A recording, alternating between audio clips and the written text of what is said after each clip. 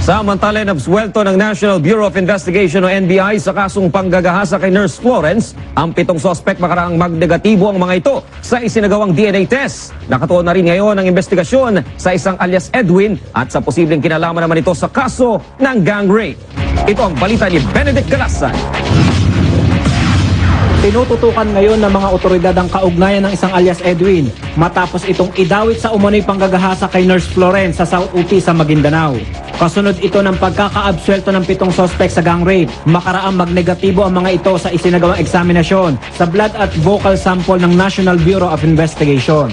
Nais rin ngayong malaman ni Justice Secretary Leila de Lima kung payag ng magbigay ng DNA sample upang masuri si South UP Vice Mayor Jordan Ibrahim na di umani isa rin sa mga isinasangkot sa kaso. Because there are reports that he is now hesitant to do that.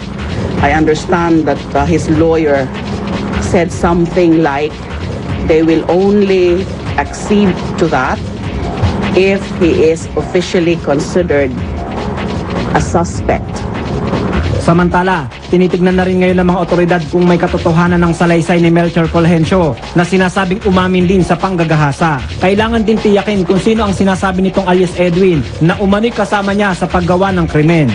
It's possible that Fulgencio knows kung sino exactly yung Edwin na yan. Only that he's not willing to say it. Ayon sa pagsusuri ng NBI, isang DNA profile lang ang nakita sa katawan ni Florence. Kaya isa din sa tinitignan ngayon ng mga otoridad kung ang sinasabing Edwin ni Fulgencio ay ang mismong Vice Mayor ng naturang lugar. There are information to the effect that it's possibly the Vice Mayor. Masyado lang natatakot ang mga tao sa South UP, pero meron mga impormasyon on that.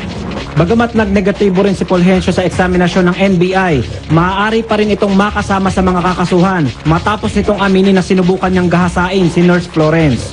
Benedict Galasan para sa UM7 News Worldwide at ito ang balita.